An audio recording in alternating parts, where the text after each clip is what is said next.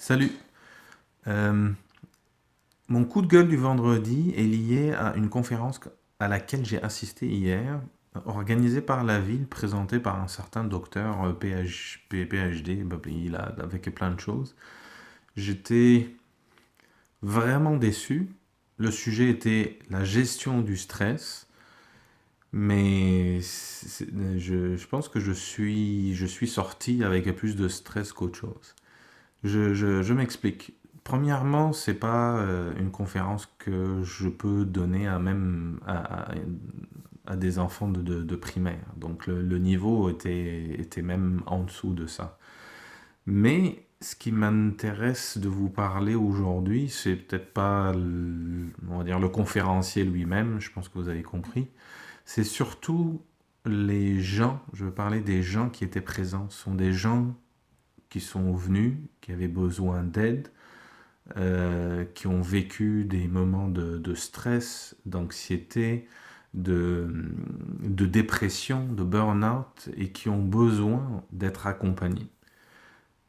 Beaucoup ont parlé et j'ai senti qu'ils étaient là et qu'ils avaient envie de parler, mais surtout qu'ils avaient envie d'être écoutés.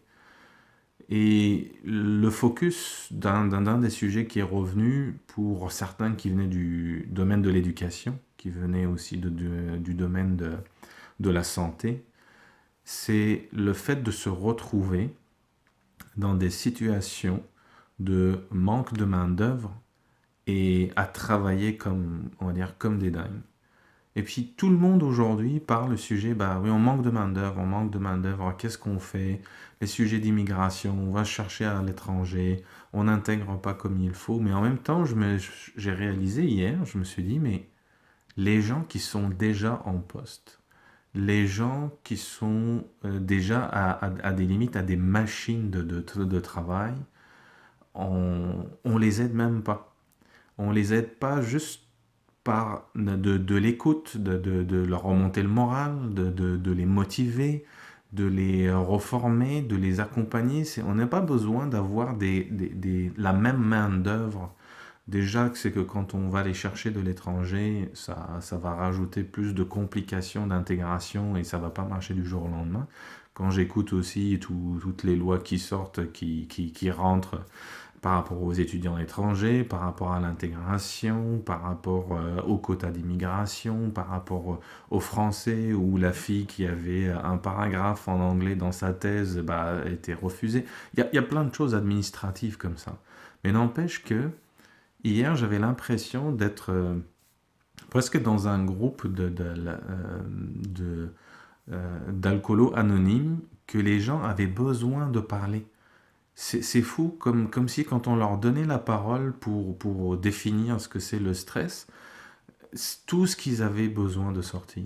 Et surtout de se sentir qu'ils ne sont pas accompagnés et ne sont pas écoutés. Donc je me dis, quand on se focalise sur aller chercher une main-d'œuvre et on ne se focalise pas sur les humains qui font déjà leur travail.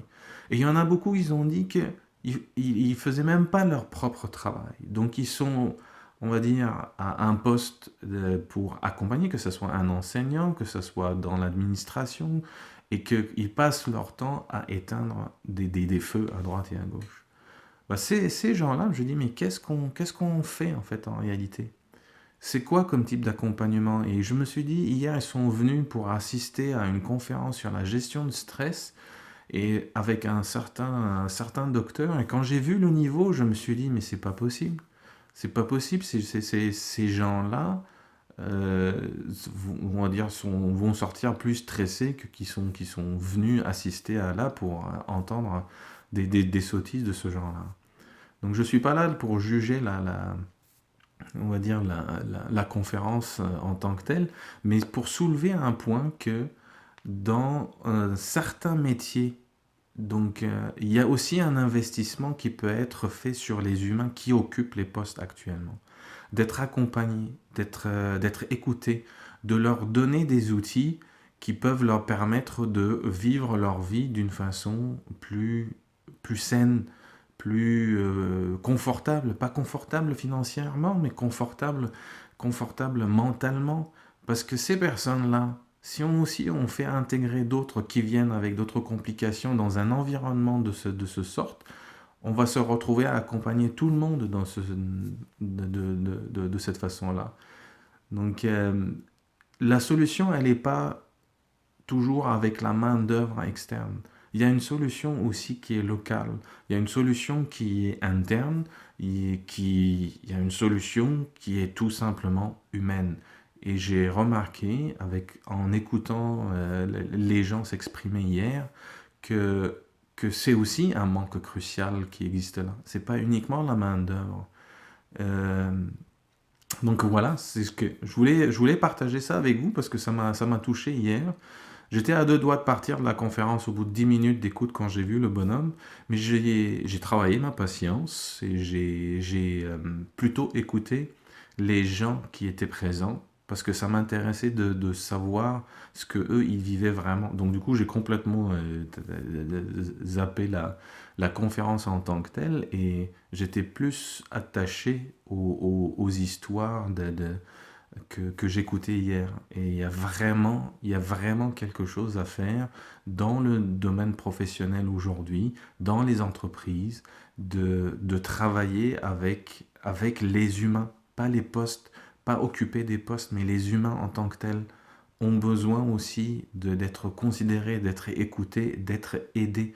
Quand on demande à quelqu'un qui est stressé, bah, va faire de la méditation, euh, parle-toi positivement, marche dans la nature, oui, mais il n'y a pas que ça.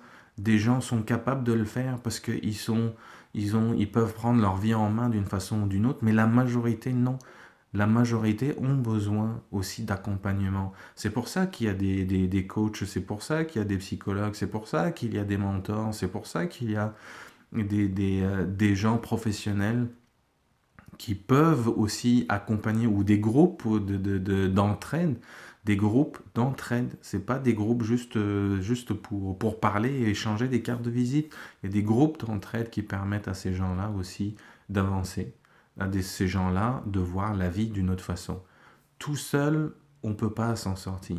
Et j'ai trouvé dommage qu'hier, qu'il y avait beaucoup de gens qui sont venus pour chercher des outils et se sont retrouvés avec un professionnel, avec un docteur qui enseignait en disant bah, rigolez, marchez dans la nature et arrêtez de stresser. Oui, arrêtez de stresser. Donc en fait, si tu veux gérer ton stress, arrête de stresser.